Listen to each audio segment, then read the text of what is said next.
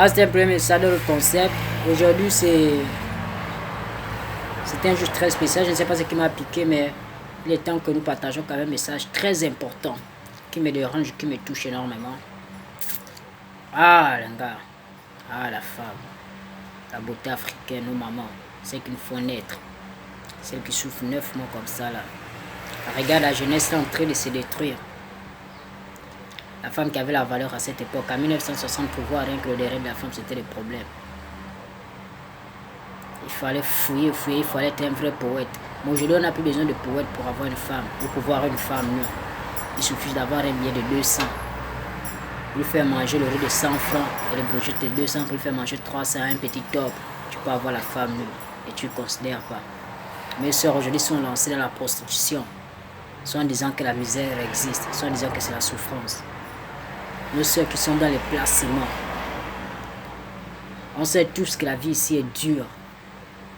Mais Dieu nous a donné quand même moyen de survivre. Il sait comment c'est s'en sortir. Certains disent que non, c'est le moyen, c'est tellement le plus sûr parce que l'autre ont trouvé, ça me fait mal. Ça me fait très mal.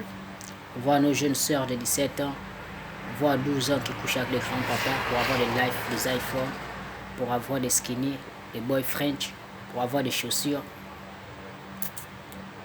Alors que les parents sont là. Sa famille est là pour l'entraîner lorsqu'elle a besoin. Je ne veux pas accuser la famille parce que c'est un parents qui sont nés de 1960. Pour la culture, le respect, ils savent ce que c'est. Mais les enfants d'aujourd'hui sont des enfants qui dépassent maintenant les parents. Aujourd'hui, les perruques qui étaient portées par nos mamans, nos mères ne portent plus de perruques. Ce sont nos petites soeurs de 10 ans qui ont les perruques. Le tatouage qui était fait à partir de 20 ans, avoir 30 ans. Aujourd'hui, même un enfant de 16 ans ou une fille de 12 ans, elle devient tagage. Nos parents, on disait qu'à cette époque, c'est papa qui rentre sous à la maison. Aujourd'hui, ce n'est plus papa qui rentre sous à la maison, mais c'est déjà l'enfant qui rentre sous à la maison. Papa est en train de suivre le journal. L'enfant est dehors. Ça ne me dérange pas. On a de la facilité.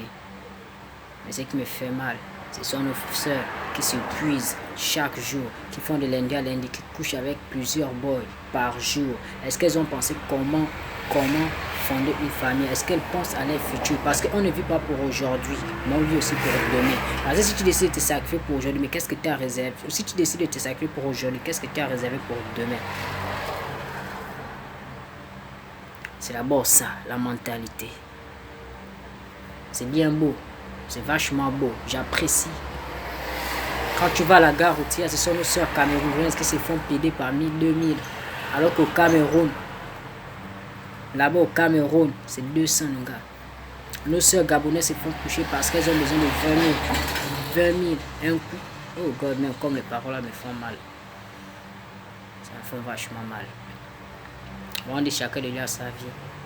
On n'est pas tous censés être les mêmes. On n'est pas tous nés pour réussir.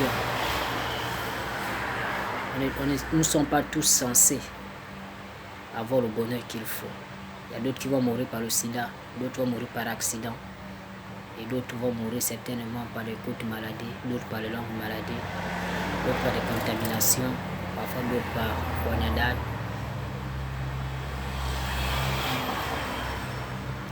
D'autres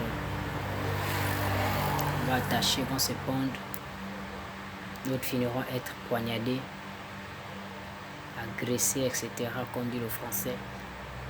De toutes les façons, au revoir.